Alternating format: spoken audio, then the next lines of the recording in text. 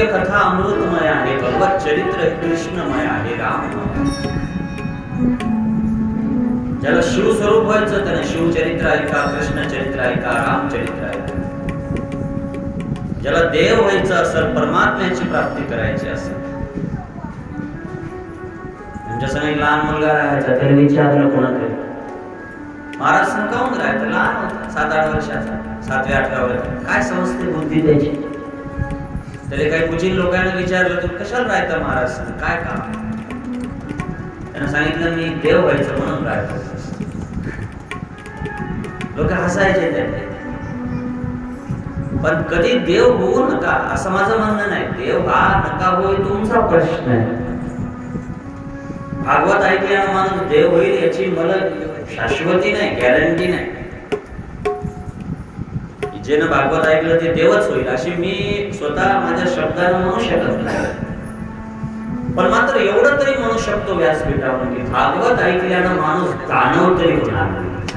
पंढरीनाथ भगवान की. लक्षात आलं का? नाही झाला देव तरी चालेल पण दानव तर होणार नाही.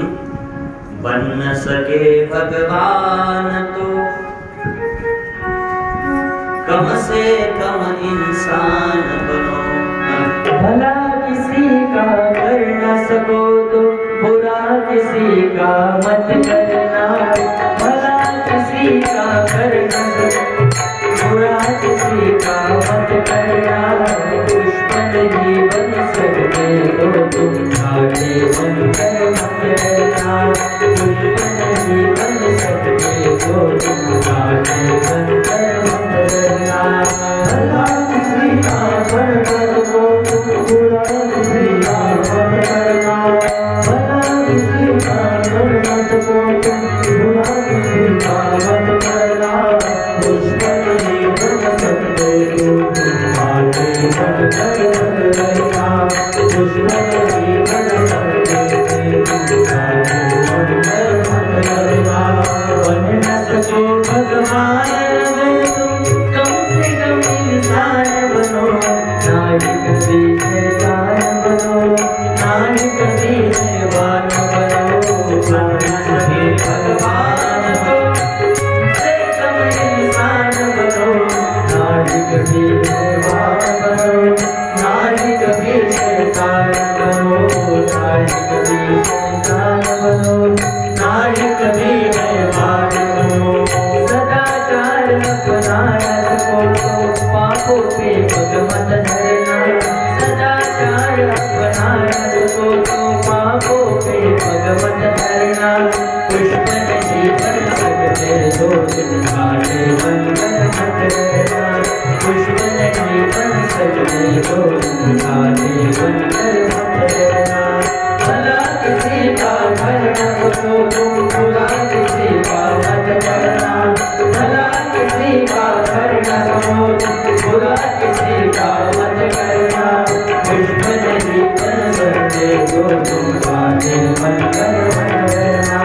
पुष्प नहीं बन सकते तो तुम आगे बनकर मत रहना.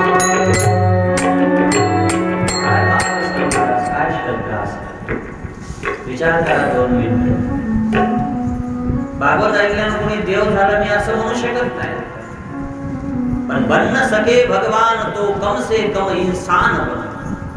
ना फिर तुम हैवान बनो ना फिर तुम शैतान बनो. माणूस भागवत ऐकल्यानं देव बनल, शिव बनल, राम बनल, कृष्ण बनल हे मी नाही सांगू शकत. पण एक मात्र खरं आहे की भागवत जो ऐकल ते इंसान तरी बनल, हैवान बनणार. कथा काय करते? कथा मनुष्याला अज्ञानातून काढते, ज्ञानाकडे नेते. कथा माणसाला अंधकारातून काढते आणि अंधकारातून काढून प्रकाशाकडे नेते.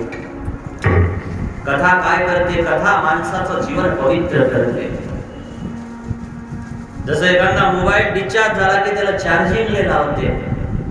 या मोबाईलला सगळं इनकमिंग आहे, आउटगोइंग आहे, 1 GB डाटा आहे, स्टोरेज आहे, सगळं जरी असेल, रॅम आहे, सगळं आहे. एक वेळ रॅम नसला तरी मोबाईल चालेल, एक वेळ इनकमिंग नसलं तरी चालेल, एक वेळ आउटगोइंग नसलं तरी चालेल. बरोबर आहे?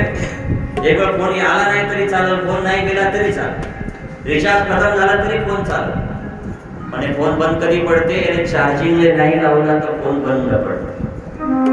तसं तुमच्या जीवनात काही असलं तरी चालेल, पण कथा नसली तर जीवन बंद पडत.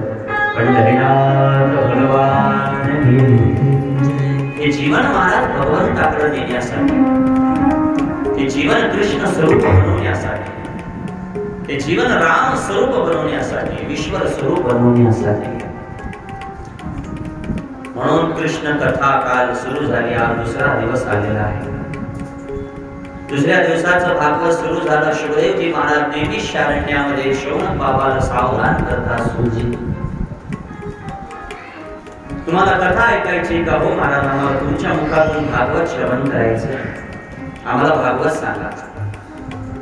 आणि भागवत सांगा म्हणल्यानंतर थोडा परंपरा विप्रेति बहुयन्ति समयो जानेन परिपूर्णं गतस्वातं मतो लोके भागवतानि संगती.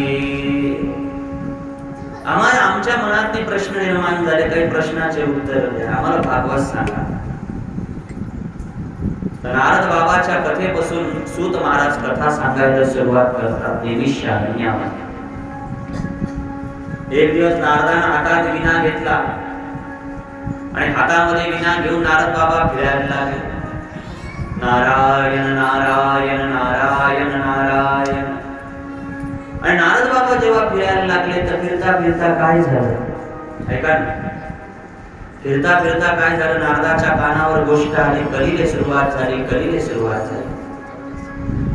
कलियुग सुरू झालं, कलियुग सुरू झालं. नारदाच्या कानावर गोष्ट आली. जिकडं तिकडं पापाचं तांडव सुरू झालं, जिकडं तिकडं लोक पापाचरण करायला लागले, जिकडं तिकडं पाप बुद्धी वाढली. शुभदेवजी भागवताच्या श्लोकामध्ये लिहितात, सत्यं नास्ति तपं शोच्य दयादान न विद्यते उदरभरिणां जीवं वरकाच कटोच भाषिण. कलियुगामध्ये पवित्रता नाही, कलियुगामध्ये सदाचार नाही, कलियुगामध्ये दान नाही, कलियुगामध्ये धर्म नाही. नारदाच्या कानावर गोष्ट गेली, नारद परेशान झाले. असं कलियुग आलं तरी कसं, या कलियुगाचं वर्णन तरी कसं, या कलीचा भाव तरी काय, कलीचे शब्द तरी काय.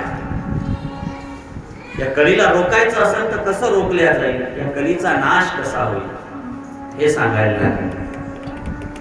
आणि कलीपासून मुक्त होण्यासाठी भक्तांना काय केलं पाहिजे, भजन काय केलं पाहिजे याचं चिंतन मांडायला लागेल. नारदानं हातात विना घेतला, नारद बाबा फिरायला लागले. फिरता फिरता नारद बाबाच्या कानावर गोष्ट आली, कलियुग सुरू झालं. आता कलियुग सुरू झालं ही गोष्ट समजल्यावर नारदानं ठरवलं की कलीचा जर वास होत असेल तर पहिले घरात होते. तुमच्या घराच्या बाहेर कलियुग असो का सतयुग असो का त्रेतायुग असो, तुम्हाला काय घेणं देणे, तुमच्या घरामध्ये कलियुग पाहिजे का सतयुग पाहिजे. प्रत्येकाला घरामध्ये सतयुग पाहिजे, पण येते काय, प्रत्येकाला काय वाटते माझ्या घरात रामराज्य आलं पाहिजे, पण येते काय रावणाचं राज्य. प्रत्येक कोणाला वाटत नाही रामराज्यात राहावं, सगळ्याला वाटते रामराज्य आलं पाहिजे. सगळ्याच्या घरातले कोणतं युग चालू आहे, कलियुग. प्रत्येक मायला वाटते मायपोटी राम जन्माले यावं. प्रत्येक मायला काय वाटते माझ्या पोटी राम जन्माले यावं, पण येते काय जन्माले माहितीये का, रावण. एक बाई म्हणे असं काऊन होते, म्हणलं राम जन्माला आणण्यासाठी कौशल्या बाला, तुम्ही केकशा होऊन बसल्यावर राम कुठून येणार. पंढरीनाथ भगवान तुम्हाला राम जन्माला आणायचा असेल तर विश्रवा नाही, विश्रवा व्हावं लागेल का दशरथ व्हावं लागेल, दशरथ व्हावं लागेल. तुम्हाला राम जन्माला यायचा आणायचा असेल तर तुम्हाला अयोध्येत राहावं लागेल. तुम्हाला रावणाच्या लंकेत राहून काय फायदा. नारदानं हातात विना घेतला आणि नारद बाबानं हातात विना घेऊन नारद बाबा फिरायला लागले. नारद बाबा फिरता फिरता फिरता फिरता कलीचे घर तपासायला लागले. सतयुगातले घर कसे आहेत, ज्या घरात चार भाऊ एकत्र राहतात पण कोणाला मत मांडायचं काम नाही, ना सासूला मत मांडायचं काम नाही, ना सुनाला मत मांडायचं काम नाही, ना मोठ्या भावाला मत मांडायचं काम नाही. बिना मताचं जे घर मतात चालते समजते ना?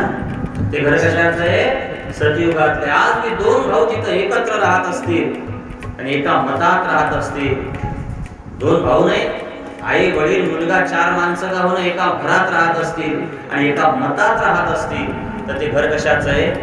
कशाचं आहे? ते घर आज मी सतयुगातलं आहे महाराज. त्या घरामध्ये सतयुग आहे. हा,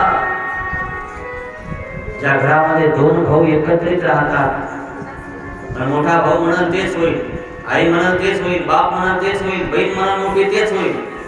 ज्या घरामध्ये मोठ्या माणसाच्या शब्दाला किंमत आहे, बापाच्या शब्दाला किंमत आहे, आईच्या शब्दाला किंमत आहे, ते घर कशाचं आहे? ते घर सध्या त्रेतायुगातले. त्या घरात राम राज्य आहे. ज्या घरात एक बोलतो आणि सगळे ऐकतात, समजते ना? ज्या घरात ज्या घरात कोणी बोलतच नाही ते सतयुग आहे. आणि ज्या घरात एक बोलते सगळे ऐकतात, नुकसान झालं तरी हरकत नाही. आमच्या वाशिमला आमच्या गुरुबाबाचा एक सौदा चालला होता, एक सौदा चालला होता घराचा, आणि मी बाबासोबत तेव्हा राहायचो, गुरु महाराज सोबत आमच्या. तर ते 26 लाखाले देत होता घर, पण ते ना मागे पुढे चालू होते, मग तर देतात 2-4 दिवसात. तर बाबा गेले म्हणे 27 लाख, 1 लाख वाढवून घेतलं ते घर. घर घेतल्याच्या नंतर मी मग त्याच्या लाईन्या भावाला म्हणलं बाबा मधात पडल्यामुळे ते 1 लाखानं महाग लागेल. आपला हिशोब चालला होता 26 मध्ये ते देतच होतं 2 दिवसात, पण 1 लाखानं आपल्याला महाग पडलं. जरासं थांबा लागत होतं. तर ते लाईना भाऊ काय म्हणे, आणखी 2 जरी महाग पडलं तरी चाललं असतं, पण भावाचा शब्द महत्वाचा आहे. पंढरीनाथ भगवान. ते घर कशाचं म्हणतात? त्रेतायुगातलं घर. ज्या घरात एकच बोलते, सगळे बसून ऐकतात, कुणाला बोलायचंच काम नाही, माय म्हणतेच, बाप म्हणतेच, मोठा भाऊ म्हणतेच, एक बोलते सगळे ऐकतात, ते घर त्रेतायुगात. ज्या घरामध्ये महाराज सगळेच बोलतात आणि सगळेच ऐकतात, समजते ना? ते घर कशाचं आहे? द्वापार युगात. काही घरात वाटेल कार्यक्रम असतो, हे यानं करायचं, ते राहतात एकाच जागी, 4 भाऊ राहतात एकाच जागी, 2 भाऊ राहतात एकाच जागी, पण वाटेल कार्यक्रम. यानं इकडं वावर भिजवायचं, त्यानं तिकडं याचं काम यानं करायचं, त्याचं काम त्यानं करायचं. ज्याच्या हाती कारभार दिला ते पैसे दाबते, आणि ज्याच्या हाती कारभार दिला ते पैसे दाबते. ते दाबलेले पैसे कुठे ठेवत असतात नेऊन? मग ते दाबलेले पैसे तुम्हाला माहिती वाटते पाळगावात, त्याचे एका जागी धन जमा केलं, ते जमा केलेला पैसा सासरवाडीत नेऊन ठेवा, आणि मग त्या सासऱ्याला सांगा लागते की बाबा आम्ही वेगळं निघलो, मी कारभारी हो ना सध्या, मग मी वेगळं निघलो की मग मला देत जा. रामदेव बाबा रोज कल्ला करते, भारत काला धन भारत में लाओ, काला धन भारत में लाओ. एक म्हातारी म्हणे काला धन म्हणजे काय? म्हणलं धन आपला फायदा सासऱ्याचा. हे धन कोणतं म्हणतात? काला धन. ज्या घरामध्ये द्वापार युग आहे, राहतात एका जागी पण एकूण एकाचा देश करतात, ते घर द्वापार युग. सुनाची भांडणं राहतात एकाच जागी, पण वाटून कार्यक्रम. सकाळचा स्वयंपाक हिनं करायचा, संध्याकाळचा हिनं, सकाळचे भांडे तिच्याकडं, संध्याकाळची हिच्याकडं. मी एका घरी मुक्कामी होतो, मी म्हणलं सुनबाई चहा द्या. सुनबाई म्हणे तुम्हाला संध्याकाळचा चहा द्यायचं काम लाईनीच आहे. म्हणलं मग लाईनी कुठं गेली? म्हणे बाजारला गेली. मग बिना चहाचा महाराज 4 घंटे ठेवला, पण मोठीला दया आली. हे घर कशाचं आहे? या घराला कोणतं घर म्हणलेलं आहे भागवतामध्ये? या घराला द्वापार युग म्हणलेलं आहे. द्वापार युग. या घरात द्वापार चालू आहे, द्वापार, समजते? आणि कलियुग कोण्या घरात चालू आहे? तर एकनाथी महाराजांची ओवी ऐका, एकनाथी भागवतात.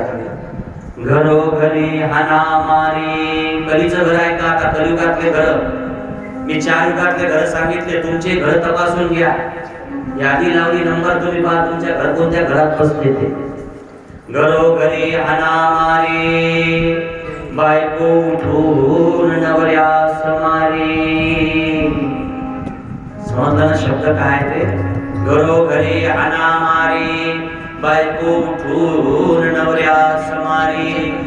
मुले म्हणते आम्हीच शहाणे, दंबाचारे घरे सारी, कलीची जाण उद्धवा. ज्या घरामध्ये शांती नाही, ज्या घरामध्ये 24 तास वार, बायको उठून नवऱ्यास मारे. तुमच्याकडे कोण मारते कोणाला? नवरा नाही मारे, बायको उठून नवऱ्याशी मारे. मुले म्हणते आम्हीच शहाणे. घरातले पोरं कोणाच्या बापाचा ऐकत नाही, बाप मायचं ऐकते, माय कुणाच्या बापाचं ऐकत नाही. कठीण कार्यक्रम आहे. ज्या घरामध्ये वाद आहे, ज्या घरामध्ये तिरस्कार आहे, ज्या घरामध्ये द्वेष आहे, ज्या घरामध्ये कपट आहे, ज्या घरामध्ये मांस खाल्ल्या जाते, ज्या घरात मांस शिजवल्या जाते, ज्या घरात मदिरा शिजवल्या जाते, पिल्या जाते, बत्त्याचे डाव बसतात, वाईट सौदे होतात, ते घर कशाचं आहे? पिवर कलियुगाचं घर आहे. आणि अशा घरात राहणारे नरकात राहा लागले, स्वर्गात नाही राहा लागले. तुमच्या घरात कितीही बंड असतील, तुमच्या घरामध्ये पैशाचे ओत पोत भरलेले बंडाचे पोते असतील, पण तुमच्या घरात जर शांती नसेल तर काय करतात ते बंड? काही काही घरात पहा ना, माय पोराला बोलत नाही, पोरग बापाला बोलत नाही, माय पोराला बोलत नाही, सून सासूला बोलत नाही, सासरा सुनाला बोलत नाही. घर आहे ते. काय कमाई करायला लागले तुम्ही? एवढे पैसा कमवून तुमचा फायदा काय झाला? बोला ना. म्हणले लोक म्हणतात मा 50 एकर वावर मी कमवलं. अरे 50 एकर कमवलं, 4 पोराला द्या लागते. तुमचं एका वावर ते खरंच तुमचं वावर असेल तर माय देता म्हणा आता घरी जाऊन की मी 10 एकर वावर माझ्या पैशाने कमवलं आणि मी आज संध्याकाळी सागर महाराजाला दान करणार हो वावर, असं म्हणून दाखवा पोराच्या सुनेच्या देखता. फक्त वसरीत झोपा, घरात झोपू नका, रातच्या काटा काढतील तुमचा. कशाचं धन घेऊन बसले, कशाचा पैसा घेऊन बसले? अरे 2 शब्द इमानदारीनं बोला, 2 शब्द प्रेमानं राहा, 2 मिनिटाची गॅरंटी नाही का? सकाळी घरी गेलेला माणूस, सकाळी निघालेला माणूस संध्याकाळी घरी येते का नाही याची गॅरंटी नाही. काय धंदे करत बसले? कलियुगाच्या घरात ते किती पैसा असेल तर काय फायदा आहे? पैसा खाता भाजी सगळं. कलियुगातली शांती नाही, कलियुगातल्या घरातली आनंद नाही, कलियुगातल्या घरातली प्रेम नाही. जिकडं भाव तिकडं द्वेष आहे, जिकडं भाव तिकडं कपट आहे. काय फायदा? सगळे एका भांड्यावाल्याच्या दुकानात गेलो, ते भांड्यावाला रडू लागले आणि महाराज दुकान एवढं चालते, रोजचा 30-40 हजार रुपये गल्ला येते मला. पण काय करावं? एकुलता एक मुलगा म्हणे बोलत नाही म्हणे महाराज, एकच मुलगा आहे पण मला बोलत नाही, घर सोडून निघून गेला. काय फायदा आहे 40 हजार रुपये गल्ला येऊ? जरा जाग्यावर या. नारदानं कलियुगातले घर पाहिले, एकाही घरात शांती नाही, एकाही घरात आनंद नाही, एकाही घरात प्रेम नाही. आणि प्रेमासाठी घर तुफान. ज्या घरात असं वातावरण आहे ते लोक घरात नाही राहा लागले, नरकात राहा लागले. नरकात सुख नाही 2 मिनिटं त्याच्या जीवात, एक क्षणही सुख नाही महाराज त्यांच्या जीवनाला. काय फायदा आहे तशा जीवनाला? बोला. नारदानं आणखी जर असे घर तपासले, त्याच्याही पेक्षा बेकार घर. आणखीन कलियुगातली घरं कशी होतील? माता होईल पत्नी मुलाची, कन्या बायको बापाची. माता होईल पत्नी मुलाची, कन्या बायको बापाची. अरे भाऊ बहिणीचे नाते जुळते, सदा ही दृष्टी बापाची. अरे भाऊ बहिणीचे नाते जुळते, सदा ही दृष्टी बापाची. मित्राचे मग नाते कुठले? अरे मित्राचे मग नाते कुठले? दुश्मन सारे होतील बा. विनाश होईल या धर्माचा, मानव माणूस खाईल बा. मानव माणूस खाईल बा. मानव माणूस खाईल बा. थोर संत जगी सांगून गेले, करेल बा. विनाश होईल या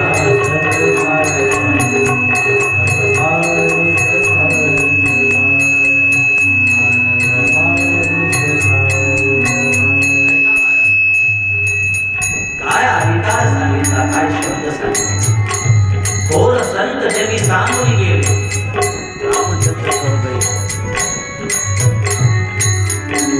थोर संत जगी सांगून गेले, ऐसा कलियुग येईल बा. माता होईल पत्नी मुलाची, कन्या बायको बापाची. भाऊ बहिणीचे नाते जुळती, सदा ही दृष्टी बापाची. मित्राचे मग नाते कुठले? दुश्मन सारे होतील बा. विनाश होईल या धर्माचा, मानव माणूस खाईल बा. माणूस खाईल बा.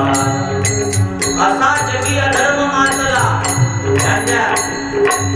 किती पाप वाढलं.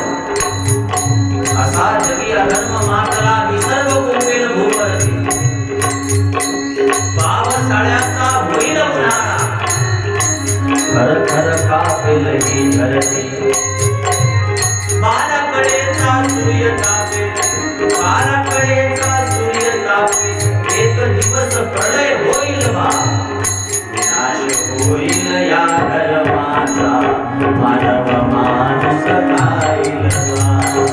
मानव माणूस खाईल बा. परसंत जगी कापरी गेले. ऐसा कलियुग बा. विनाश होईल या धर्माचा. माणूस खाईल बा.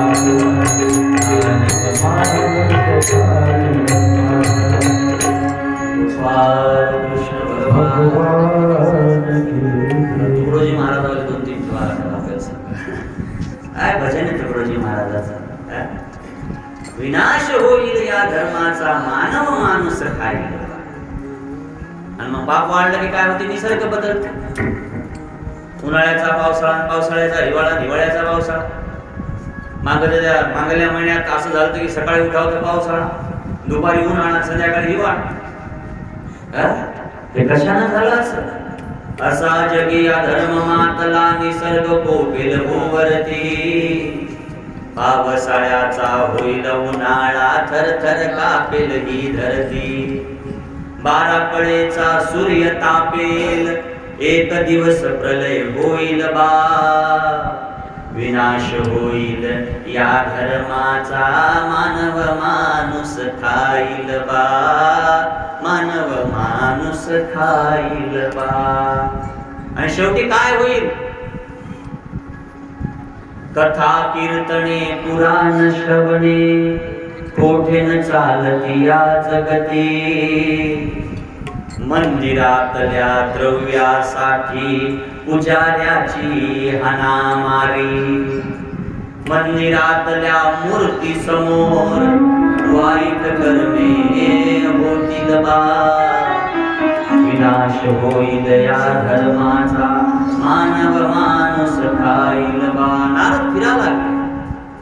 नारद बाबाले काय दिसलं. तरुणी प्रभुताग्रहे. शाल्यको बुद्धिदायकः. कन्या विक्रयणं लोहादमं. पतिना च कल्कनं. नारदाला काय दिसलं महाराज. नारदाला संसारामध्ये एक गोष्ट दिसली. घरातनी पती पत्नीचं प्रेम राहणार नाही. पती पत्नीचं प्रेम ज्या घरात राहतील त्या घरातनी मायबाप राहणार नाही. त्या घरामध्ये कोण राहतील. सासू सासरे राहतील. माय बापाला दूर लोटून देतील. सासू सासऱ्याला घरात आणून ठेवतील. कोणाचे आले असेल तर राग राहता 7 दिवस नाही जसा आजच. पंढरीनाथ भगवान की. महाराज म्हणले चला घरी. तसं नाही का करू. आता रातच्या दिवस म्हणजे 7 दिवस राग आल्याचं कीर्तन होईपर्यंत. आणि मग कीर्तन झालं की जा. सासू सासऱ्याला घरात ठेवल्या जाईल. माय बापाला घराच्या बाहेर काढल्या जाईल. गावामध्ये देश वाढल, कपट वाढल आहे दिसला नारदाला. नारदानं घराची अवस्था पाहिली. कोणी किती वाजता झोपेतून उठते, कोणी कसंही जेवते. जेवणाची पद्धत नाही. घरातली पवित्रता नाही. घरात हरिपाठ नाही. घरात देवपूजा नाही. संसारिक बाई, लग्न झालेली स्त्री नुकतंच उठते झोपेतून, घुसली स्वयंपाकघरात, स्वयंपाक बनवल बिना आंघोळीची. अपवित्रता जिकड तिकड नारदाला दिसेल. आणि असं जर घर दिसलं त्या घरातली मित्र येत नाही, त्या घरातली देव येत नाही, त्या घरातली आनंद येत नाही, त्या घरात शांती येत नाही.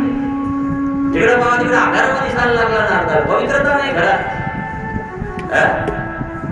पवित्र नाहीये. कोणीच पवित्र नाहीये. नारदानं पाहिलंय घर नाहीये. नरक बनले. नरक चला इथे. नारदाला घरात शांती भेटली नाही. नारद बाबा कुठे गेले. नारद बाबाला वाटलं चला घरात शांती नाही तर मंदिरात जाऊन बसावं. मंदिरात तर शांती असत. नारद बाबा मंदिरात गेले पण मंदिरात शांती आहे. मंदिरात शांती असती तर मंदिराच्या केसा पोटाला लागल्या नसत्या. सगळ्या मोठमोठ्या मंदिराच्या केसा कशाला आहेत. कोर्टाला आहेत. मोठमोठ्या मंदिराच्या केसा कोर्टात भानगडी चालू आहे. मंदिरात कथा पाहिजे, मंदिरात कीर्तन पाहिजे, मंदिरात पुराण पाहिजे, मंदिरात श्रवण पाहिजे, पण मंदिरात कथा नाही, कीर्तन नाही, पोथी नाही, भजन नाही. मंदिरात काय तर पुजाऱ्याचे वाटे चालले. हप्ते म्हणतात त्याला आमच्याकडे, हप्ते. आज याचा हप्ता देवावर, उद्या त्याचा हप्ता देवावर, परवा दिवशी त्याचा हप्ता देवावर. वा रे वा. मग गाडगे बाबाने कटाळून म्हणलं असेल लोकायले की मंदिरात देव राहत नाही, पुजाऱ्याचं पोट राहते. पंढरीनाथ भगवान की जय. मंदिरात कुठं शांती आहे?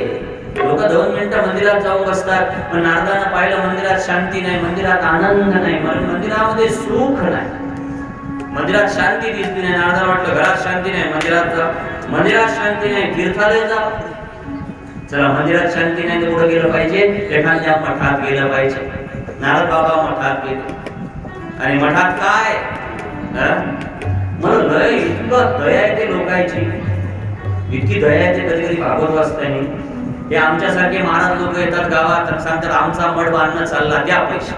आणि येड्यावानी बाया पोथी तोड टाकतात हो गळ्यातल्या. इतके डोक्षे जागेवर नाही. तुमच्या गावचा देव काय झोपला का? खर्च करायचा तर आपल्या गावातल्या देवासाठी केला पाहिजे. महाराज लोक काय आज मठ बांधतील, उद्या डबल मठ पेटून देतील, उद्या दुसरा मठ पेटवतील, जेलात जातील, त्याची काय गॅरंटी? पंढरीनाथ भगवान की.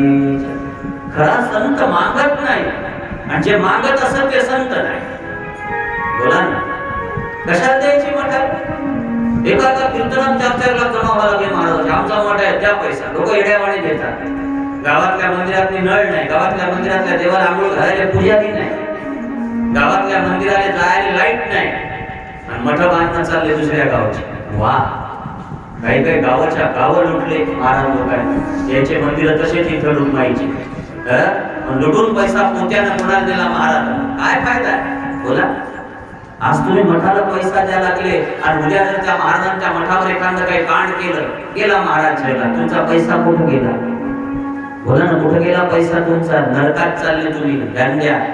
द्यायचं असलं धन तर गावातल्या मंदिरात दिलं पाहिजे. खर्च करायचा असला ना तर गावातल्या सप्त्यात केला पाहिजे. कथा करायची तर आपल्या गावातली मोठी केली पाहिजे. नाही आम्ही पंढरपूरला गेलो 5 लाखाचा खर्च करून आलो, काय फायदा त्या खर्चाला? पंढरीनाथ भगवान की. ते तुमच्या मराठवाड्यात जरा जास्त पद्धत आहे. आमचा पंढरपूरला सप्ताह आहे, द्या पैसे. आमचा आळंदीला पैसा भंडारा आहे, द्या पैसे. आमचा इकडे सप्ताह आहे, द्या पैसे. द्या बरोबर. आम्ही ते 10 लाखाचा सप्ताह केला. आमच्या वाशिमला कोणी मागायला येत नाही. आला तर आमच्याला सरळ सांगतो, सप्ताह का ठेवला तो तू पाहतस. काय करायचंय महाराज? आवश्यकता काय? मी म्हणतो आज 10 बायानं गावातल्या जवळ व्हायचं आणि त्यानं गावात असा सप्ताह करायचा की लोकांना 10 गावातल्या लोकांना नाव घेतलं पाहिजे. काय सप्ताह झाला? तर तुकडोजी महाराज काय म्हणते, जो गावाची सेवा करतो तोच कीर्तिमानानं जगी तरतो. तुझं गावच नाही काही तीर्थ, तुझी काम कशाले तीर्थ. गावाची जनता उपासी, अन्न क्षेत्र केले द्वाकाशी. हे दान नवे कार्य व्यर्थ, तुझं गावच नाही काही तीर्थ, तुझी काम कशाले तीर्थ. अरे गावाची शाळा ही मोडली, अरे गावाची शाळा ही मोडली, शहरात धर्मशाळा तो जोडली. यानं निघतो का जीवनाचा अर्थ, तुझं गावच नाही काय तीर्थ, तुझी कामा कशाले तीर्थ. काय शब्द आहेत संताचे. तुझं गावच नाही का रे तीर्थ. गावाची सेवा करा. सप्ताह करायचा पंढरपुरात काळेगावानं करायचा, गावातल्या दुसऱ्या लोकांना कशाला? मग वरून सांगतात आमचा 5 लाखाचा सप्ताह झाला. मी म्हणलं तुमचे किती गेले? काय ना पंढरीनाथ भगवान की. याच्यावर भजन म्हणलं ना तर भानगडी होतात. मठ बांधतात कोण? महाराज लोक. पैसा कोणाचा? महाराजाचा. महाराजाचा असते का? महाराज गेला का टोपले उचलायला कधी कुठं? कीर्तन करायचं, जमा करायचं, कीर्तन करायचं, जमा करायचं, मठ बांधायचा. पैसा कोणाचा आहे? लोकांचा. मोठे मोठे स्वस्थान, मठासाठी पट्टी, धर्माच्या नावावर जमवली पट्टी. जनतेचा पैसा सारा, जनतेचा पैसा सारा, जनतेचा पैसा सारा पण बुवाचे नाव आणि अज्ञानी लोकांची तिकडेच धाव, अज्ञानी लोकांची तिकडेच धाव. अरे सत्याची जाणीव नाही, सत्याची जाणीव नाही, खोट्याले भाव, अज्ञानी लोकांची तिकडेच धाव, अज्ञानी लोकांची तिकडेच धाव.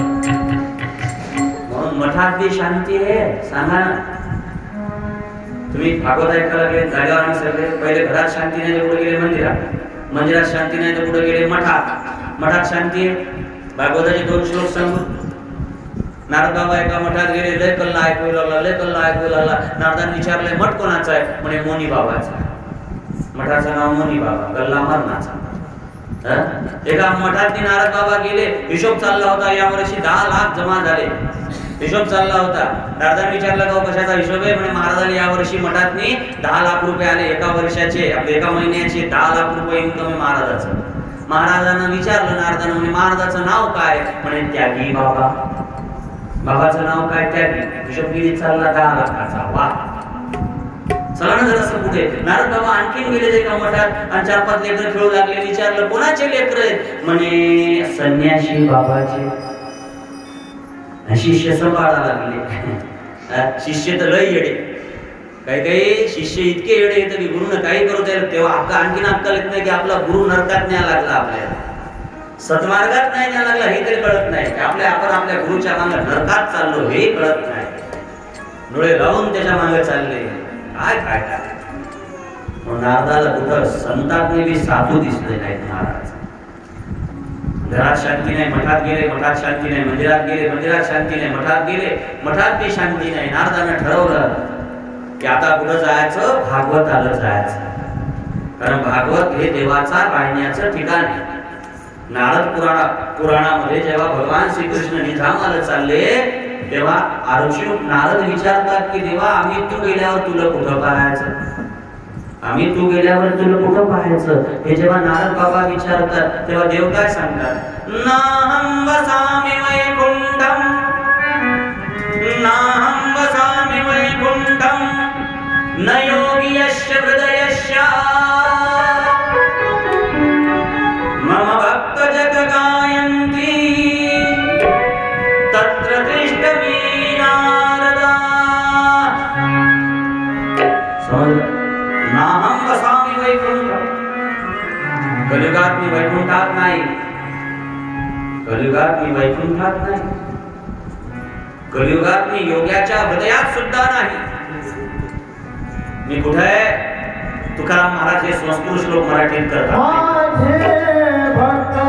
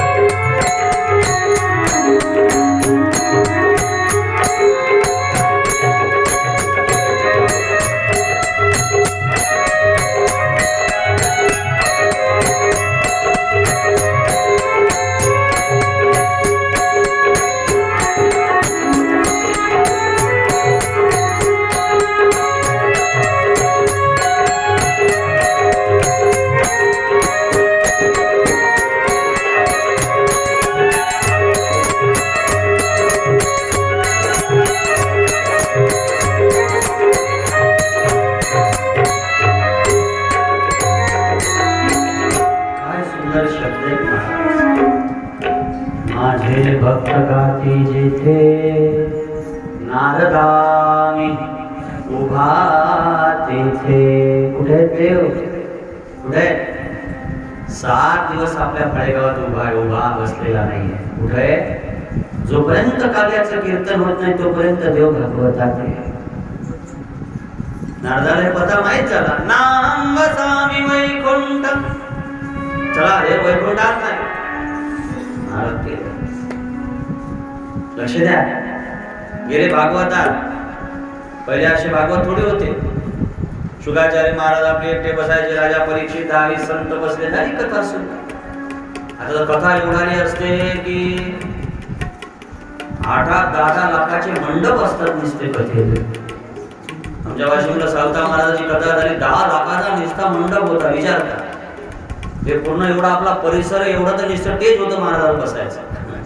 एवढं कथा होतात मोठमोठे. मी विचार करतो की एवढा खर्च लोक कथेसाठी करायला लागले, याच्यातने सार्थक व्हायला लागलं का नाही. मलाही कधी कधी विचार येते, एवढा खर्च 8-10 लाख मंडप असतो मंडप.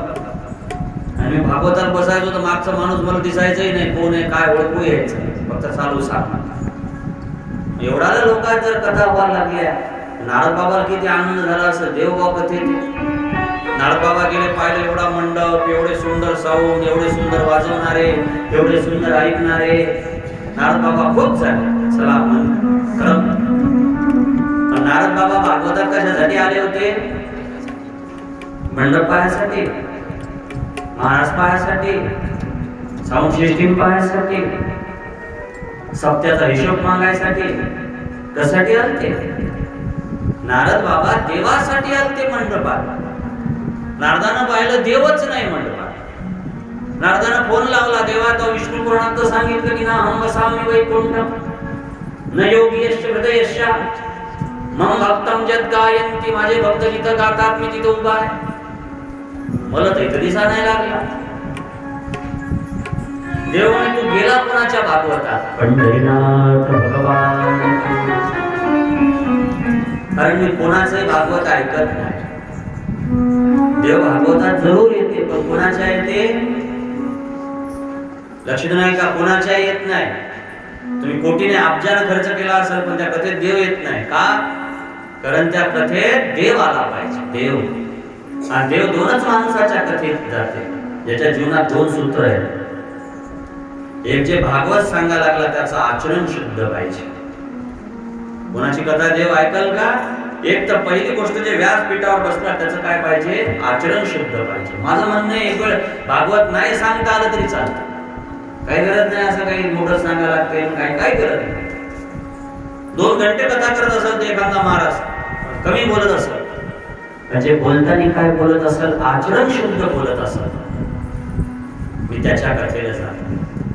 आणि दुसरी गोष्ट, जे भागवताचा सौदा करत नाही, सौदेबाजी जिथं नाही, 25 अध्याय, 30 अध्याय, 21 अध्याय, 50 अध्याय, हे भाव जिथं नाही तिथं देव राहते. कोणाच्याही कथेला देव जात नाही. मग तो कोणाच्या कथेला गेला? म्हणजे आमक्याच्या गेलो. अरे ते तर पहिले 1 लाख मागते, त्याच्या कथेला कशाला गेला? वैगरी कोणाचे भागवत ऐका? तयाचे ऐकता भागवत प्राणी होती जीवनमुक्त. कोणाचं भागवत ऐकला? जे वैष्णव आहेत, जे साधू आहेत, जे देवाबद्दल ज्यांच्या मनात प्रेम आहे, ज्यांना त्याग नाहीये महाराज, त्याग नाही. नुसतं त्यागाला महत्व नाही, त्यागासोबत ज्यांच्या जीवनामध्ये प्रेम आहे अशाची कथा मी ऐकली. हरकत नाही. नारद तिथूनही वापस गेले आणि मग नारदानं ठरवलं तीर्थयात्रेला जायचं. तीर्थात देव असत, तीर्थात संत सांगतात तीर्थात देव आहे, चला आपण तीर्थाला जाऊ. तीर्थाला जाणारे लोक किती जातात? आता काही लोकांच्या झाल्या असतील ना बुकिंग गंगासागरच्या, आता निघतात ते 1-2 तारखेला. एजंट बरोबर घरी येतात आणि सांगतात सारे तीर्थ बार गंगासागर. झोपल्या का काय? बरोबर सांगतात ते घरी येऊन, सारे तीर्थ बार गंगासागर एक बार की पहाटेच वेळेनं कर्ज की निघलाच तीर्थ आले. भरले मग 30-30 हजार रुपये काय शीटचे. चालला गडी. एकटा जाते का? ते तिला घेऊन जाते. 3 मोठी हुशार थैल्याचं सांभाळते कोण? मग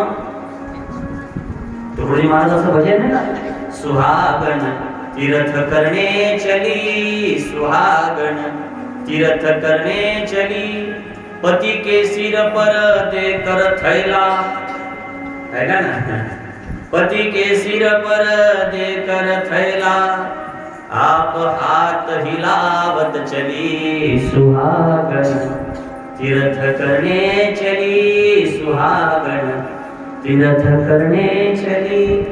तिथं गेल्यावर काय करतात हे लोक? हे काय खरंच देवासाठी जातात का, भक्तीसाठी जातात का, श्रद्धेसाठी जातात? यायचं एकच काम, या दुकानात घुम, त्या दुकानात घुम, हे जमा कर, ते जमा कर, आणि जेवायला बसलं की तेलच कमी झालं, भाजीच कमी झाली, लयच उरले, एवढे पैसे महाराज काय करते, बस त्याच्यातच घातला त्याने तीर्थयात्रा. आणि तिकडून जर आलं तर लोकांना काय सांगतात, असं नाही सांगत की भागवत कसं झालं, असं नाही सांगत की केदारनाथ कसा झाला, असं नाही सांगत की बद्रीनाथ कसा झाला. आणि तुम्ही कोणी माणसाजवळ तीर्थात वापस येणाऱ्या माणसाकडे जाऊन बसा, कधी नाही सांगत की मला असं तीर्थ घडलं का तसं तीर्थ घडलं. हे शब्दही कधी काढत नाही तुम्हाला. हे काय काढते? आमच्या घरापासून मथारा 4 धामाला चाललो. माझी आई म्हणे जा तिच्या पाया पड. मी पडलो बा पाया. मथारा लक्झरीत बसलं, गेलं म्हणजे तीर्थाला गेलं. आणि 4 महिन्यानं वापस आलो. किती महिन्यानं? 4 धाम करायला गेलं, 4 महिन्यानं वापस आलो. 4 महिन्यानं वापस आलो. माझी आई म्हणे जाईल त्याच्या पाया पड. मला आता कशा पाया पडायचं? पण त्याच्या पाया पडल्यानं सगळे तीर्थ त्यानं जेवढे केले तेवढे पुण्य आपल्याला लागते. म्हणलं हे तर मोठा डिस्काउंट आहे. 40-50 हजार त्यानं घातले तिकडे लक्झरी, जर त्याच्या पाया पडल्या आपल्या तीर्थ घडत असेल तर मी पाया नाही पडलो, म्हाताऱ्याच्या गळ्यात पडलो जाऊन चाललं. खाली लोटांना बिलकुल. आणि मग म्हाताऱ्याजवळ 5 मिनिटं बसलो. मला वाटलं म्हातारा सांगल केदारनाथ कसं आहे, मला वाटलं म्हातारा सांगल बद्रीनाथ कसं आहे. म्हातारा काय सांगेल म्हणजे काय सोय होती महाराज, काय त्या गंगासागरले भंडारा होता, आणि तुपकट खायला गेल का भयताने तिकडे. कोणी तीर्थावून आलं की तेच सांगते, काय समोसे होते, काय आलू मोठे होते, आणि काय तिरुपती बालाजीची खिचडी होती. खिचडी खायला गेल जहाँ जाओ जहाँ जत्रा और खतरा, वहाँ मिले कोई चतरा तो मन का मिट जाए खतरा. एखाद्या साधूला भेटा, एखादा सत्संग करा, एखादं भजन करा. तीर्थाचा नियम काय असते? तुम्ही जर महिनाभर गंगासागरला चालले, तुम्ही जर 5 दिवस पंढरपूरला चालले, तुम्ही जर 8 दिवस आळंदीला पारायण करायला चालले, त्याचा नियम काय असते? घरी जर 1 वेळा हरिपाठ म्हणत असाल तर तिथं 2दा म्हणायचं. घरी जर एकदा रुद्रपाठ करत असाल तर 2दा करायचं. घरी जर तुम्ही 16 माळा जपत असाल रोजच्या, तिथं जाऊन 32 जपायच्या. डबल करायचं. ध्यान द्या. घरी जर एकदा हरिपाठ तिथं 2दा, घरी जर 16 माळी तिथं 32 माळी. घरी जर एकदा आंघोळ करत असाल तर तीर्थाला गेल्यावर 2दा आंघोळ करायची. घरी जर एकदा हरिपाठ तिथं 2दा हरिपाठ. रस्त्यावर जर एकदा काकडा म्हणत असाल तिथं 2दा काकडा म्हणायचा. हे नियम आहे. घरी जर 2दा जेवत असाल तर तीर्थाला गेल्यावर म्हणा 4 दा. तीर्थाला गेल्यावर एकच टाइम जेवण केलं पाहिजे आणि भजन डबल केलं पाहिजे. तर सकाळी उठलं की नाश्ता, दुपारात जेवण, संध्याकाळी जेवण, 3 टाइम खा. आम्ही तीर्थाला काय पाहिजे तीर्थाचं? साधु संतन से नाता नहीं, घूमी दुकान की गली गली, सुहागन तीर्थ करणे चली, सुहागन तीर्थ करणे चली. काय फायदा असं तीर्थ करून महाराज? बोला काय फायदा?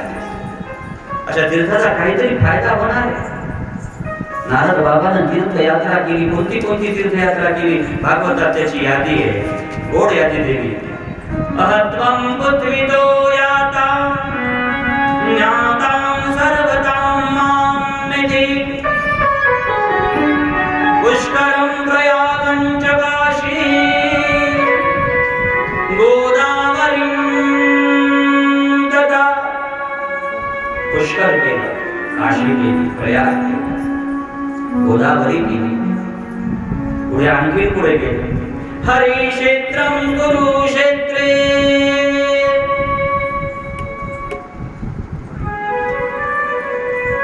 श्रीरंगसे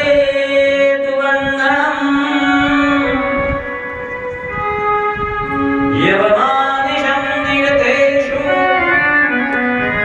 भ्रममानं वितस्ततः. हरिक्षेत्र, कुरुक्षेत्र, रामेश्वर, बद्रीनाथ, केदारनाथ, गंगा, गोदावरी, नर्मदा सगळे तीर्थ केले, पण मन शांत नाही झालं. भागवत बरोबर ऐकायला लागले ना, घरी शांती नाही तर मंदिरात शांती केली, मंदिरात शांती नाही तर मठात गेले, मठात शांती नाही तर कुठे गेले, भागवतात गेले, भागवतात शांती नाही तर आता कुठे चालले, तीर्थाला चालले, तीर्थाला बी शांती नाही तर आता कुठे जायचं. मग ठरवलं आता वृंदावनला जायचं. खरं 2 तीर्थ श्रेष्ठ आहे. त्याच्यातलं पहिलं तीर्थ वृंदावन, दुसरं तीर्थ पंढरपूर. एक वेळ बद्रीनाथ नाही झाला तरी चालत, एक वेळ केदारनाथ नाही झाला तरी चालत. म्हणजे विष्णू भक्त आहेत, वैष्णव आहेत, यांनी जीवनात एकदा तरी येऊन काय करा, वृंदावन पहा. जे महादेवाचे भक्त आहेत त्यांना जन्माला येऊन एकदा तरी काय करा, काशी पहा. जर काशीला गेला नाही तर शंकराचा भक्त काय कामाचा. काशी पहा.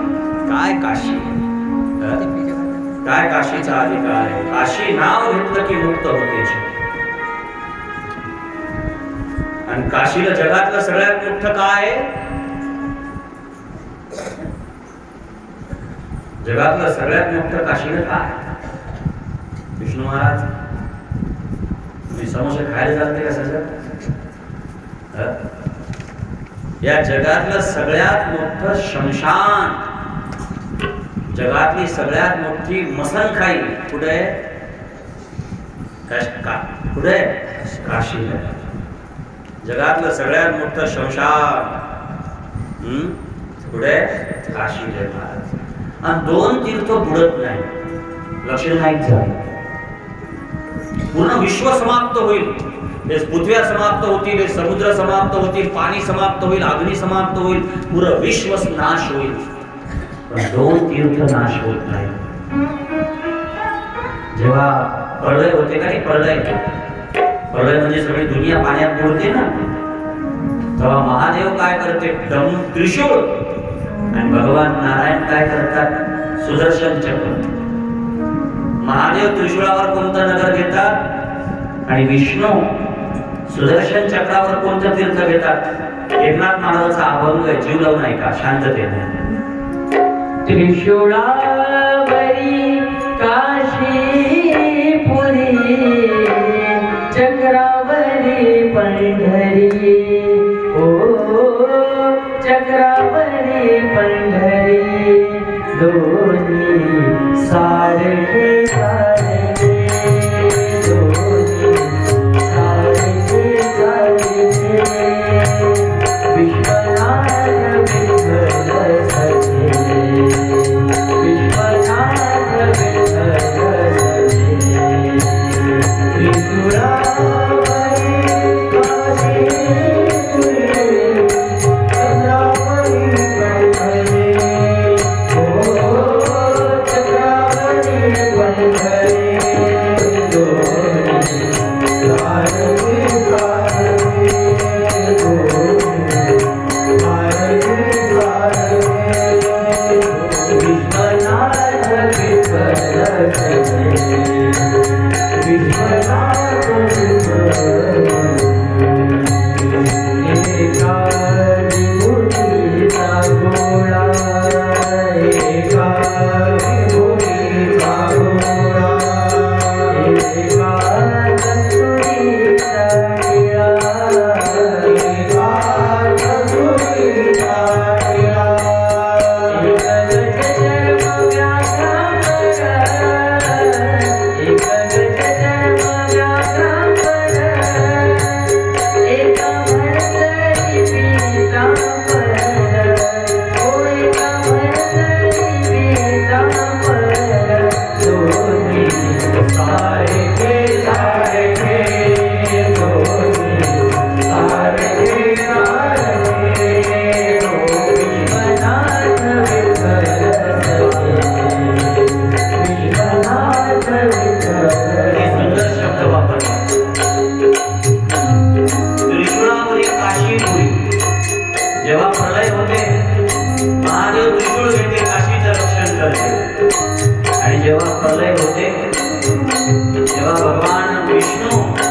पंढरपूरचं रक्षण करते. आणि विश्वनाथ आणि विठ्ठल, विश्वनाथ आणि विठ्ठल दोन्ही सारखे, दोन्ही सारखे. एक विभूती लावते, दुसऱ्या कस्तुरीच्या टिळा लावते. एक गजचर्म व्याघ्रांबर, एक भरजरी पितांबर. दोन्ही सारखे सारखे. महादेवाले आणि विठ्ठलाले वेगळं समजत ते नरकात जात शास्त्राप्रमाणे. दोन्ही सारखे. ऐका भजन. त्रिशूळावरी काशीपुरी चक्रावरी बंधरी, ओ चक्रावरी बंधरी, दोन्ही सारखे सारखे, दोन्ही सारखे सारखे. विश्वनाथ विठ्ठल सखे, विश्वनाथ विठ्ठल सखे. त्रिशूळावरी चक्रावरी बंधरी, ओ चक्रावरी बंधरी, दोन्ही सारखे सारखे, दोन्ही सारखे सारखे. विश्वनाथ विठ्ठल सखे, विश्वनाथ विठ्ठल सखे.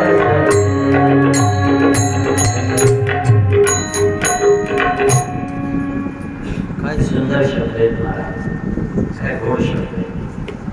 एका तुळशीचा हार, एका वासुकीचा भार. एक येतो गरुडावरती, एक नंदी वरती बसी. बरोबर आहे. काय दोघांची व्याख्या केली.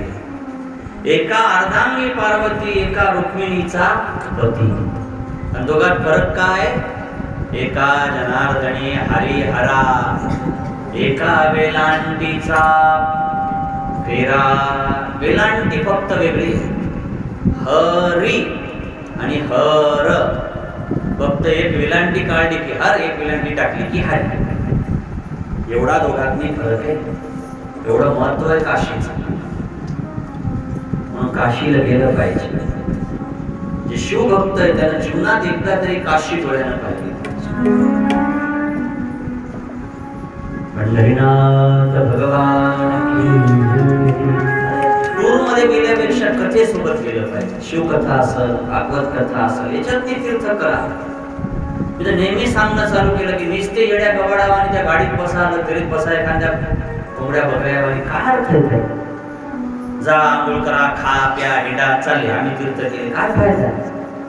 तीर्थ करायचे तर भागवता सोबत करा, संता सोबत करा, साधू सोबत करा. 10 पटीने आनंद वेगळा आहे. 10 पटीने संत समागमे धरावी आवडी, करावी तातडी परमार्थाचे. संत संगती मनोमतम मनोभावेन बुद्धिते. भागवत शास्त्र काय सांगते. गोपाल कृष्ण भगवान विप्रेति बहुतोषयते संगपीतिमयः. व्याज सुंदर कथा सांगतात की नेमिषच्या अरण्यामध्ये सूत महाराज बाहेरचं पण राहून आतलं व्याजी सुंदर कथा सांगतात. दोन्ही सारखे सारखे, दोन्ही सारखेच आहे. तिला मात्र ही बदल नाही. दोघं एक आहे, दोघं एक भाव आहे. आणि तेवढ्यामध्ये काय झालं. नारद सांगतात की मी सगळी तीर्थ केली. यत्र तत्रम सर्वत्रम कृष्णम चरित्रम गतस्तुते नमयः. सगळे तीर्थ केले पण नारदाच्या मनाला शांती नाही, नारदाच्या मनाला आनंद नाही, नारदाच्या मनाला प्रेम नाही, नारदाच्या मनाला आनंद नाही. महाराज शेवटी नारदानं ठरवलं आता कुठं जायचं. आता वृंदावनला जायचं. आणि वृंदावन काय. वृंदावन का कन कन बोले श्री कृष्ण शरणम मम. वृंदावन का मन मन बोले श्री कृष्ण शरणम मम. गोकुळ याडो गायो बोले श्री कृष्ण शरणम मम. वृंदावन का गोकुळ व्याकुल बोले श्री कृष्ण शरणम मम। यमुना जी का नीर बोले श्री कृष्ण शरणम मम।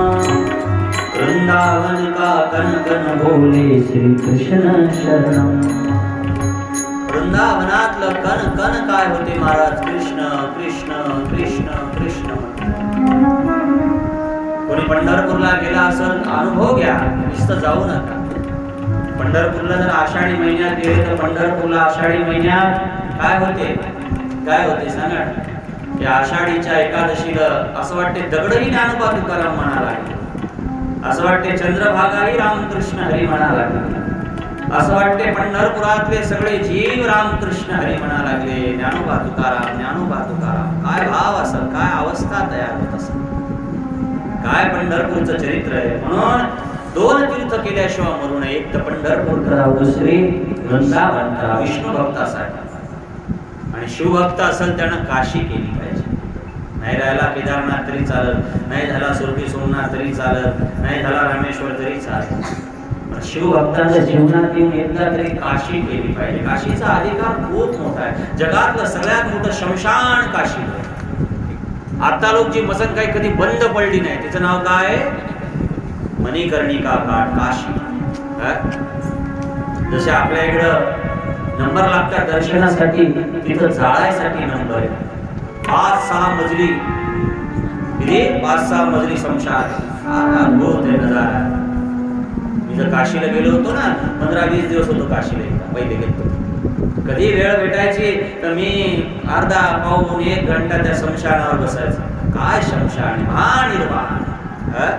म्हणून तर रुद्राष्टकाचा पहिला श्लोक आहे, नमामि शमीशानम निर्वाण रूपम विभुं व्यापकं ब्रह्म वेद स्वरूप। महादेव तुलसीदासजी बाबा सगळ्यात पहिले सुरुवात करताना रुद्राष्टकातले कोणता श्लोक म्हणतात?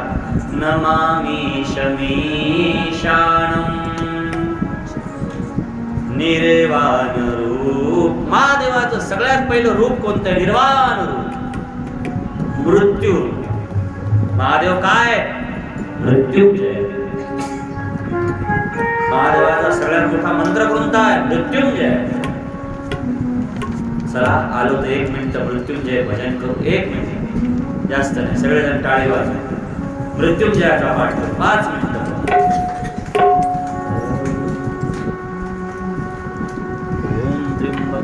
ओम त्र्यंबकं यजामहे सुगंधिं पुष्टिवर्धनम् उर्वारुकमिव बन्धनात् मृत्युर्मोक्षयमामृतात्। यजामहे सुगंधिं पुष्टिवर्धनम् उर्वारुकमिव बन्धनात् मृत्युर्मोक्षयमामृतात्। ओम त्र्यंबकं यजामहे सुगंधिं पुष्टिवर्धनम् उर्वारुकमिव बन्धनात् मृत्युर्मोक्षयमामृतात्। ओम त्र्यंबकं यजामहे सुगंधिं पुष्टिवर्धनम् उर्वारुकमिव बन्धनात् मृत्युर्मोक्षयमामृतात्। ओम त्र्यंबकं यजामहे सुगंधिं पुष्टिवर्धनम् उर्वारुकमिव बन्धनात् मृत्युर्मोक्षयमामृतात्। ओम त्र्यंबकं यजामहे सुगंधिं पुष्टिवर्धनम्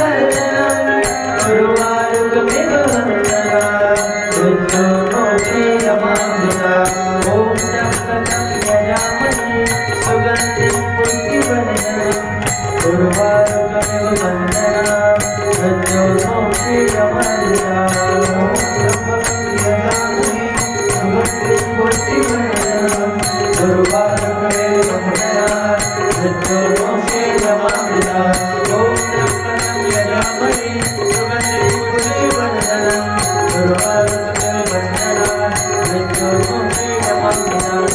ओम त्र्यंबकं यजामहे सुगंधिं पुष्टिवर्धनम् उर्वारुकमिव बन्धनात् मृत्युर्मोक्षयमामृतात्। ओम त्र्यंबकं यजामहे सुगंधिं पुष्टिवर्धनम्। भगवान महादेव निर्वाण है। तीर्थ केल्याच्या बाद नारद बाबा कुठं गेले? नारद बाबा वृंदावनला गेले आणि वृंदावन नदीच्या काठावर यमुनेच्या काठावर जाऊन बसले. यमुनेच्या काठावर नारद बाबा जाऊन बसले आणि नारद बाबाच्या डोळ्यामध्ये वृंदावन उभं राहिलं, कृष्ण उभा राहिला, राधा उभी राहिली. नारद बाबा स्मरण करायला लागले, नारद बाबा रडायला लागले. काय वृंदावनातली माती अंगावर घेऊन नाचायला लागले. थोड्याच वेळात नारदानं स्नान केलं आणि वृंदावनचं स्नान केल्याच्या नंतर नारद बाबा कुठे गेले? वृंदावनच्या काठावर, नदीच्या काठावर बसले. लक्ष द्या, कोण्याही तीर्थावर गेलं तर पहिला नियम काय? त्या तीर्थाला नमस्कार केल्याशिवाय कधी स्नान केलं नाही पाहिजे.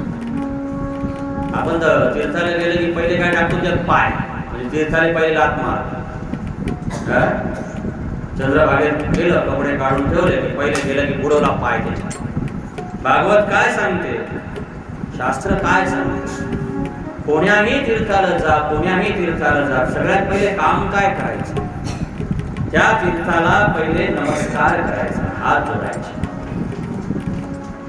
नदीच्या काठावर गेलं तर एकदम पाय नाही टाकायचा, तीर्थावर गेलं तर एकदम पाय नाही टाकायचा. पहिले काय करायचं? नमस्कार करायचा. आणि त्या तीर्थाला नमस्कार केला रे केला की मग आपला उजव्या हातात ते पाणी घ्यायचं. जे काय असो, गंगा असो, यमुना असो, नर्मदा असो, ब्रह्मतीर्थ असो, चक्रतीर्थ असो, कोणतंही तीर्थ असो, जे तीर्थ असेल त्या तीर्थाला पहिले स्नानात हात उजवा घ्यायचा, डोक्याला पाणी लावायचं, डोक्यावर पाणी घ्यायचं, नमस्कार करायचा आणि मग त्या तीर्थात आपला उजवा पाय बुडवायचा. पुरुष असेल तर उजवा पाय तीर्थात पहिले टाकला पाहिजे. आणि पुरुष नसेल, स्त्री असेल तर काय केलं पाहिजे? डावा पाय पहिले तीर्थात टाकला पाहिजे. त्या तीर्थाला नमस्कार करायचा आणि नमस्कार केल्यानंतर यत्र तत्र सर्वत्र ती भावना करायची की तीर्थ पुनीत होण्यासाठी आलेलो मी, पावन करण्यासाठी आलो. तीर्थात स्नान करायचं. तीर्थात आंघोळ करताना 2-4 नियम पाळायचे. साबण लावायचं, गोपाल कृष्ण भगवान की जय. तीर्थात आंघोळ करताना साबण लावायचं नाही, अंग घासायचं. अंग घासू नये तीर्थात गेल्यावर. अंग जर घासलं तर शनीचा प्रकोप होतो. तीर्थाला जाऊन जर 7.5 लावून घ्यायची असली तर साबण लावलं पाहिजे. म्हणून तीर्थाला गेल्यावर कधी साबण लावायचं नाही. तीर्थाला गेल्यावर आपलं स्वतःचं अंग कधी घासायचं नाही. आपल्या तोंडातला गुळणा कधी तीर्थात टाकायचा नाही. पाठ घासायची कोणाची? तिथं शो चालते, या बाई, या बाई, घासू द्या पाठ. पुण्या पोथीत लिहिलं काय माहिती? पुण्या ग्रंथात लिहिलं देव जाणे. मजाक चालते. नाऊ घालणं चालते, शॅम्पू लावणं चालते. कोण शिकवलंय? तीर्थामध्ये स्नान करताना पहिला नियम आहे, तीर्थामध्ये स्नान करताना कधीही जीवनामध्ये तीर्थ स्नान घडलं तर त्या तीर्थ स्नानामध्ये आपण एक नियम करायचा. कोणता नियम? अंग घासायचा. व्याजी सांगतात तीर्थाला नमस्कार केला, नारदानं स्नान केलं आणि कोण्याही तीर्थावर स्नान केलं तर 10-20 मिनिटं, अर्धा घंटा त्या तीर्थावर बसलं पाहिजे. आणि त्या तीर्थावर बसून काय केलं पाहिजे? हरिपाठ म्हणा, हनुमान चालीसा म्हणा, रुद्राष्टक म्हणा, निर्वाणाष्टक म्हणा, लिंगाष्टक म्हणा, जे येईल ते म्हणा. जे तुम्ही म्हणत असाल ते. नाही येत तर हरिपाठ म्हणा. ते नाही येत तर 1 घंटा, अर्धा घंटा, 20 मिनिटं, 5 मिनिटं. त्याच्या पलीकडे सांगू, घडी में आधी, घडी आधी, घडी में पुनियाद, तुलसी संगत साधू की 2 कोटी कटे अपराध. त्या तीर्थावर गेल्यानंतर 6 मिनिटं तरी भजन केलं पाहिजे काठावर.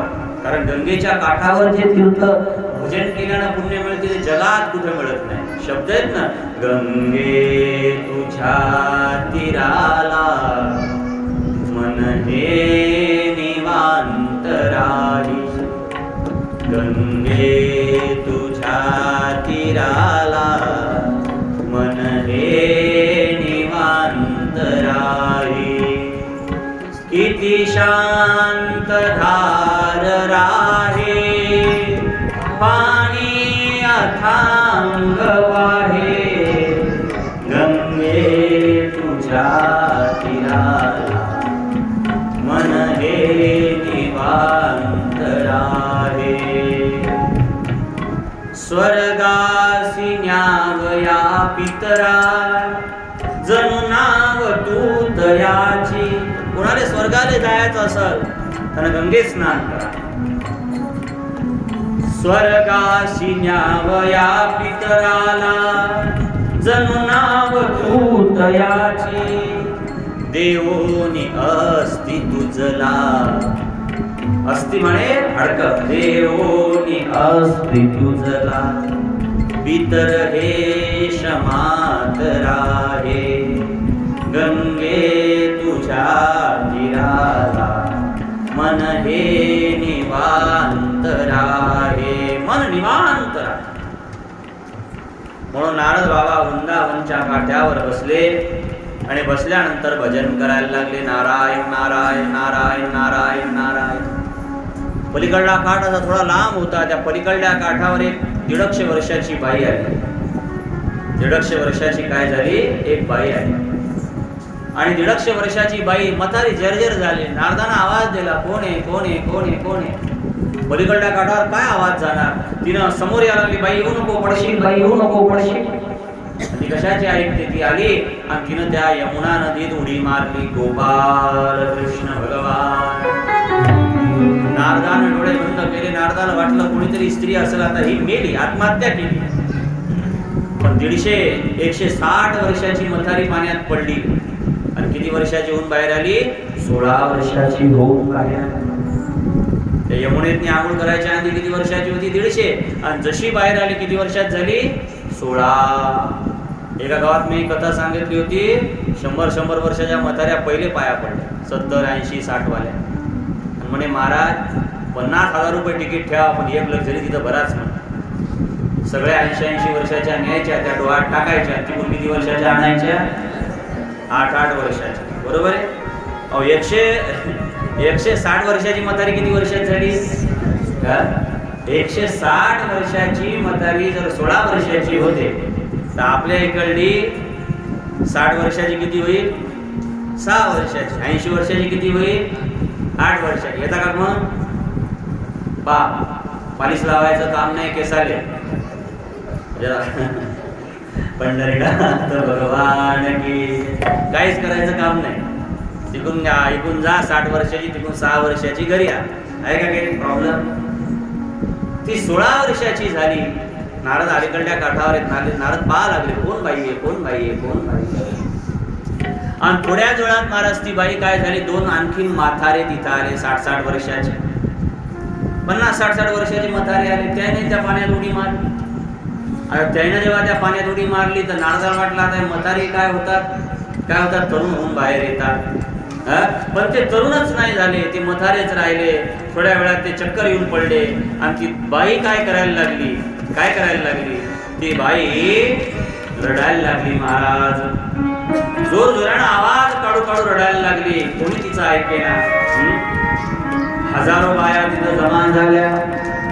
आणि हजारो बाया जमा झाल्यानंतर कोणी तिची वेणी घालायला लागलं, कोणी तिला हवा घालायला लागलं, कोणी तिच्या आसू पुसा लागलं, कोणी तिला समजून सांगा लागलं.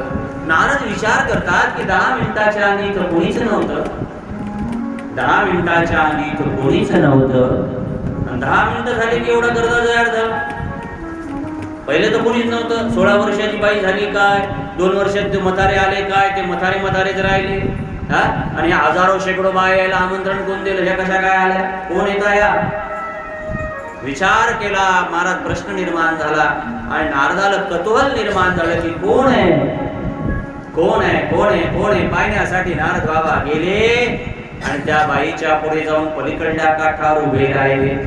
जसे उभे राहिले ते 2 पोरं जे मांडीवर घेतले होते त्या 2 म्हाताऱ्याला बाजूला सरकवलं त्या बाईनं. आणि ती नारदाजवळ आली. काय म्हणते? भो भो साधू शरणदिष्ट, भो भो साधू शरणदिष्ट, मंचता विनाशयम् दर्शनमदवलोकस्य सर्वता गहरं परम्.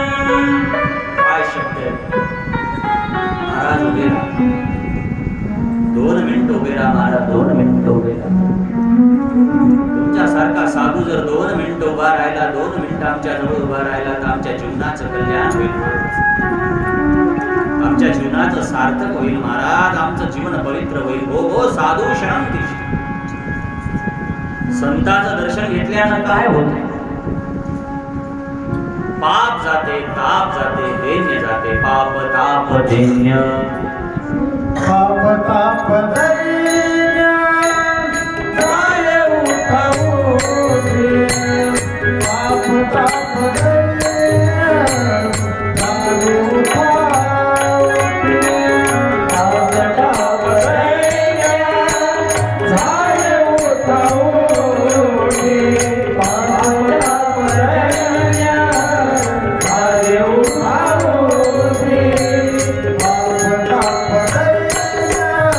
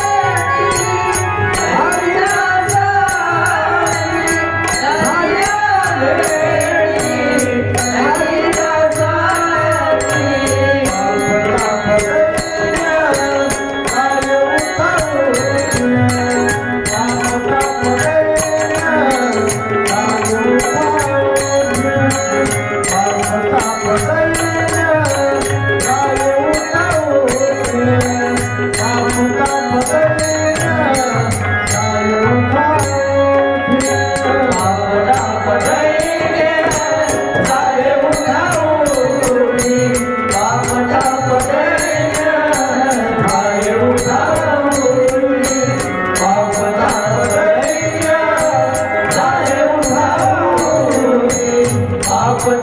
दैन्य जाय उठावते.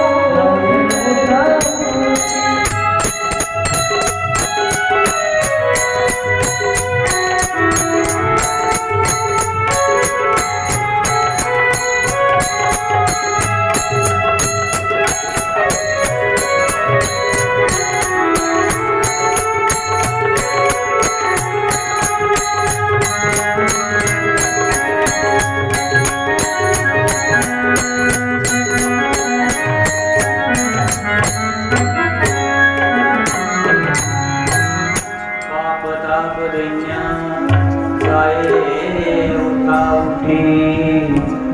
झाल्या भेटी हरिदासाच. महाराज पाप जाते, दैन्य जाते, ताप जाते. कशानं? लक्षण आहे का? पाप ताप दैन्य जाय उठावते. कशानं? देवाची भेट झाल्या नाही, संताची भेट झाल्या. महाराज तुमच्यासारखा साधू भेटला, तुमच्यासारखा संत भेटला, तुमच्यासारखा विरागी भेटला, तुमच्यासारखा महात्मा भेटला. हो हो साधू क्षणम दिश मज चिंतवी नाशय. दर्शनम तव लोकशम सर्वताग परम परम. हे साधू, हे क्षणा, हे परमात्मा, तुमचं दर्शन व्यर्थ जात नाही. संताचं दर्शन व्यर्थ जात नाही, साधूचं दर्शन व्यर्थ जात नाही. जो साधूचं दर्शन घेतो, जो संतांचं दर्शन घेतो, त्याचं जीवन पवित्र होते. व्याजी सुंदर कथा सांगतात. निमित्तम कृष्ण स्वयं यत भागवतेषु वार्ता. मला आज तुमच्यासारख्या संताचं दर्शन झालं, आज मला तुमच्यासारख्या साधूचं दर्शन झालं. माझं जीवन पवित्र झालं, माझा आत्मा पवित्र झाला, माझं जीवन पवित्र झालं. व्याजी सुंदर सांगतात की ती स्त्री रडायला लागली. नारदानं विचारलं की देवी तुला दुःख काय, का रडा लागली, काय परेशानी, काय संकट? एवढं विचारल्यानंतर त्या स्त्रीने सांगितलं की महाराज माझं नाव भक्ती आहे. भक्ती, लक्ष द्या, माझं नाव काय आहे? भक्ती. आणि हे जे मथारे दोन आहेत ते माझे दोन मुलं आहेत. एकाचं नाव ज्ञान आहे, एकाचं नाव वैराग्य. एकाचं नाव ज्ञान आहे, एकाचं नाव वैराग्य. आणि हे काल युगानं जर्जर झालेले आहेत. कशाने? काल युगाने जर्जर झालेले आहेत, काल मानानं जर्जर झालेले आहेत. आम्ही तुम्हाला विनंती करतो महाराज, तुम्ही आमच्या जीवनात सुख द्या. माझं वय 16 आहे, पण मी 150 वर्षाची काऊन झाली, मला कोणी घ्यायला तयार नाही. या ज्ञानाला कोणी घ्यायला तयार नाही, या वैराग्याला कोणी घ्यायला तयार नाही. म्हणून हे 150 वर्षाचे झाले, म्हातारे दिसायला लागले. मी तर 16 वर्षाची झाली वृंदावनात आल्या आल्या, पण माझे 2 पोरं, एकाचं नाव ज्ञान आहे, एकाचं नाव वैराग्य आहे. यांना तुम्ही आता जिवंत करा. जिवंत करा म्हणजे मेले नाहीत ते, पण उचिष्टीत पडलेले आहेत, कोमात गेल्यासारखे पडलेले. तुम्ही त्यांना जिवंत करण्याचा प्रयत्न करा, हे आम्ही तुमच्या चरणात विनंती करतो. कारण आमची अवस्था कशाने झालेली, ऐका ना, आमची अशी अवस्था कशाने झाली, आम्ही लय सुख संपन्न होतो. जेव्हा राम होते, जेव्हा कृष्ण होते, तेव्हा आम्ही सुख संपन्न होतो. पण ही आमची अवस्था कशाने झाली? तत्र घोरं कलपादुखंडे खंडं खंडितांगका दुर्बलां चिरं याता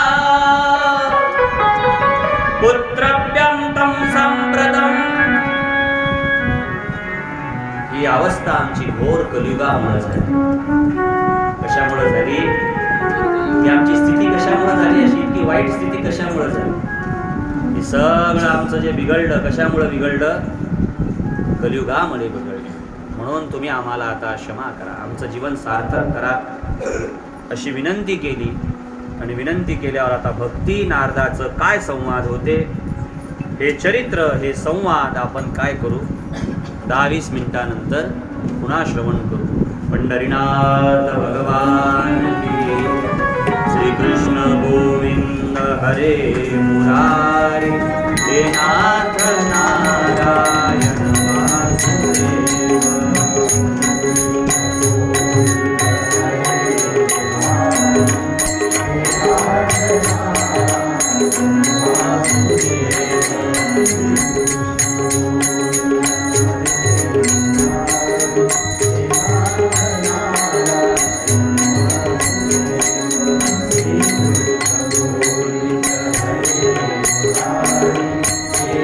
Hare